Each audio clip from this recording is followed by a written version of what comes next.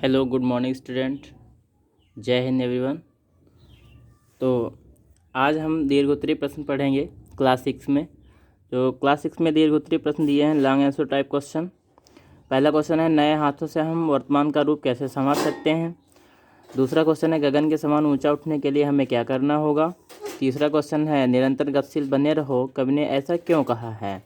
हम धरती को सुंदर कैसे बना सकते हैं। तो ये 4 क्वेश्चन है जिनमें से 2 क्वेश्चन का आंसर आपके सामने लिखा हुआ है। पहला क्वेश्चन जो है नए हाथों से हम वर्तमान का रूप कैसे संवार सकते हैं, तो सभी को पता होगा इसका जो आंसर है वो आपका इधर दिया हुआ है कि नए हाथों से हम अपना, ये लिखा हुआ है नए हाथ से वर्तमान का रूप संवारो, नई तूलिका से चित्रों के रंग उभारो, नए राग को नूतन स्वर दो, भाषा को नूतन अक्षर दो। तो इस प्रकार से आपको आंसर यहाँ से स्वयं से करना है।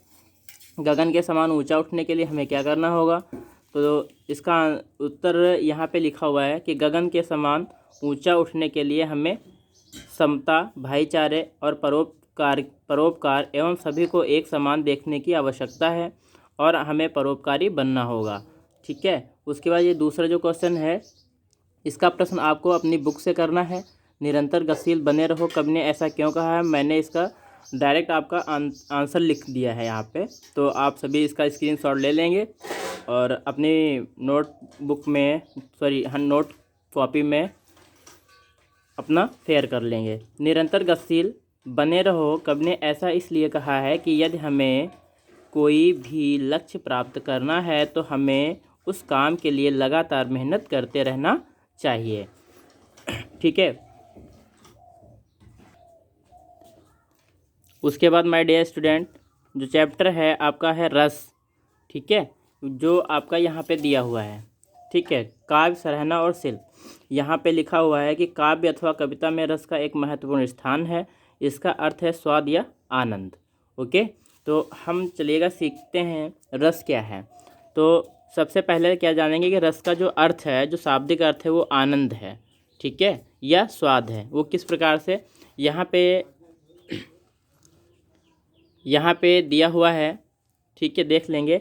किसी काव्य रचना को पढ़ने व सुनने से हृदय में जो आनंद की अनुभूति होती है उसे रस कहते हैं।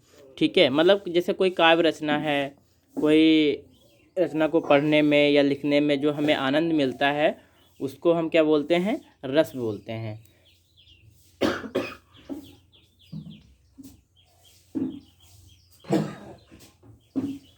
ठीक है, तो जैसे आपको एक उदाहरण के तौर पे मैं बता रहा हूँ।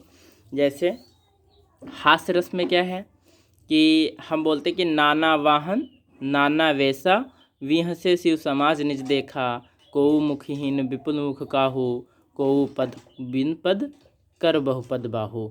तो इसमें क्या है कि नाना वाहन नाना वेशा, जो इसमें अनेक प्रकार के वाहन और अनेक प्रकार की वेशभूषा वाले लोग जाते हैं इस शिव जी के बारात में, तो उनको देख करके पूरा समाज हंस रहा होता है।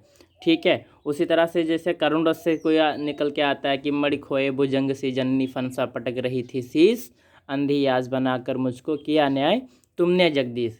तो इस प्रकार की जो रचनाएं होती हैं जिनको पढ़ने से हमें आनंद मिलता है उसे ही रस कहते हैं। तो भरत मुनि के अनुसार रसों की जो संख्या है वो 8 है और कुल रसों की संख्या 9 है। ये रस लिखे हुए हैं आपके 1 2 3 4 5 6 7 8।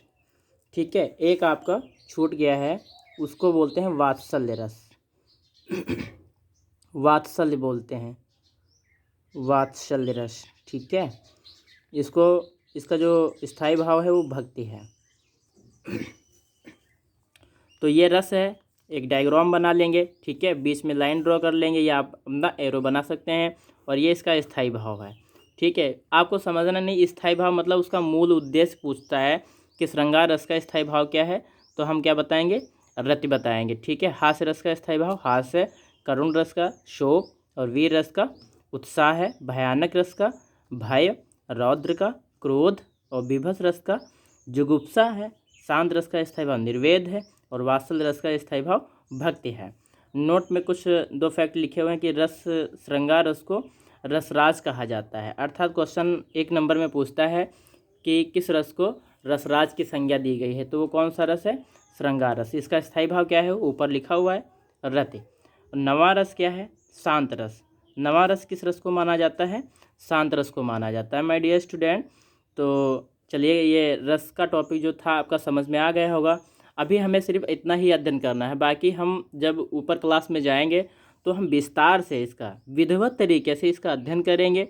तब तक के लिए आप सीख लीजिएगा कि रस कितने हैं, इनका स्थायी भाव क्या है, ठीक है। और इसकी जो क्लासेस रहेंगी, जैसे आप 9th में जाएंगे, 10th में जाएंगे, तो वहाँ पर आप इसको बहुत ही अच्छी तरीके से पढ़ने को आप पाएंगे, ठीक है। क्लास 8 में आपको भली प्रकार से इनके बारे में अवगत करा दिया जाएगा। तब तक के लिए आप इतना ही, और देखते रहिएगा और खेलते रहिएगा, हंसते रहिएगा, खिलखिलाते रहिएगा। और मिलते हैं छोटे से ब्रेक के बाद में, और कुछ वर्क है वो नोट कर लीजिएगा। जो वर्क है वो आपका है prepare for test. Prepare for test chapter लगभग आपका ओवर है। कुछ चैप्टर आपका जो एक्सरसाइज है वो इधर का थोड़ा रह रहा है, ये एक्सरसाइज आपका रह रहा है। ये संज्ञा का संज्ञा का टॉपिक अभी आपका अधूरा है, और विलोम का, तो ये आपका बहुत जल्दी ही हम इसको भी करा देंगे। लेकिन तब तक के लिए इधर का जो चैप्टर जितना हो गया है, इसमें हम आपका टेस्ट लेंगे, और सभी स्टूडेंट को विद ऑनेस्टी के साथ, पूर्ण ईमानदारी के साथ में अपना टेस्ट परीक्षा, अपना मूल्यांकन देना है, ठीक है। और होमवर्क में आपका कुछ नहीं है। क्वेश्चन आपका जो रहेगा वो आपका शब्दार्थ से आएगा, ठीक है। देख लीजिएगा, मैं आपको टॉपिक बताया दे रहा हूँ। शब्दार्थ से आएगा, लघुत्तरीय प्रश्न से आएगा, दीर्घोत्तरीय प्रश्न से आएगा, ठीक है। और आपका रस से क्वेश्चन आएगा। ये 3 टॉपिक अगर आप, और एक आपका MCQ से आएगा। तो इतने क्वेश्चन आपको टेस्ट में दिए जाएंगे। तो ठीक है, चलते हैं। जय हिंद, बाय बाय।